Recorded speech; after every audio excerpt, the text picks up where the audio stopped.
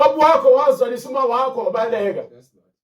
Uma wakho naye wakushiyela ugogo wahamba wayohlala edolobheni.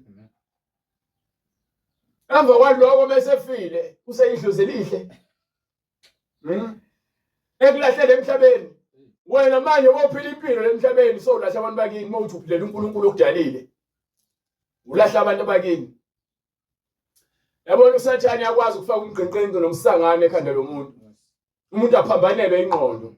Ezitshela ukuthi uhlakaniphile. Aphenduka isiwula. Akhona yodwa incwadi eBhayibhelini ethi angibiza umuntu ongasekho mina. Noma ke amaJuda ayenonkulu ayinokhokho baba bayabuthandaza kubona ebahlabele. Mnamanga. Ungathi mesifunda iBhayibheli kuveza ubufakazi ukuthi kwakukhona uAbraham. uAbraham wayekhonza uNkulunkulu.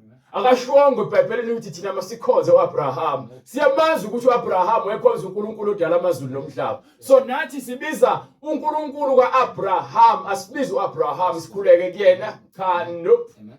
Sebenza lonto yabo usiko kubantu. Njengoba namhlanje abantu besakholwa ukuthi ke abantu abangasekho bayaphila.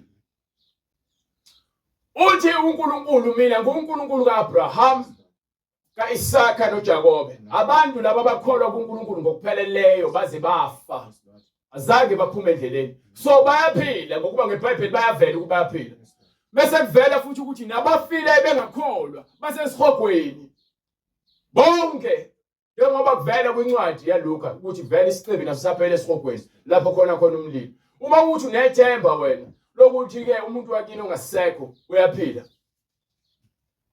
Noma kuthiwa kuvela umuntu ngephupho omaziyo wakini osefile, akusho ukuthi lo muntu uyaphila. Maningi amaphupho engiba nawo, ngiyaphupha nangoBright ngihlala naye. So ngizothi manje usedlozi lami. Indaba mefile umuntu mase kuthiwa usekhona ayifunayo.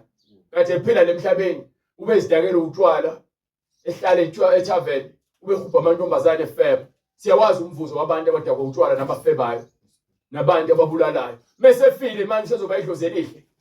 Ufehlupheke ngenawo ngisho imoto, ufehlupheke ngenawo ngisho inkomo. Kepha mesefile sefuna imbuzi. Ufeni ngazwani ningakhulumisani. Mesefile useyidlozi elihle kanjani kade ke wena ungamfuli emhlabeni. Sekumele nihlabe izinkomo nezimbuzi nithi niyabuyisana. Imfundiso leyo yomuntu. Lithi iBhayibheli imfuno uNkulunkulu esanda ukutholakala. So umngcwele kufunakala manje. Impilo kaNkulunkulu ifunakala manje. Bese ufile uyahamba uye kwisabelo sakho lapho usebenzela khona. Mokathi usebenzela esihogweni uyahamba esihogweni.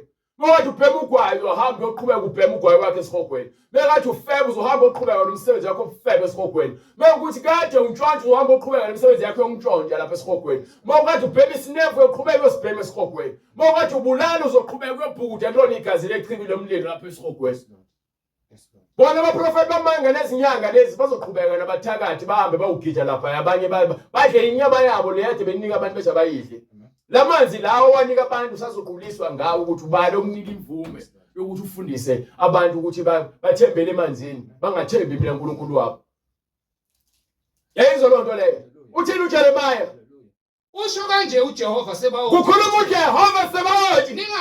Ningawalaleli amazwi abaprofeti. Abaprofeti akini benifundisa okuyisi. Bafundisa izinto engenamsebenzi. Lalela, banifundisa izinto engenamsebenzi. Umprofeti uMagatshakeja kumele aphenduke.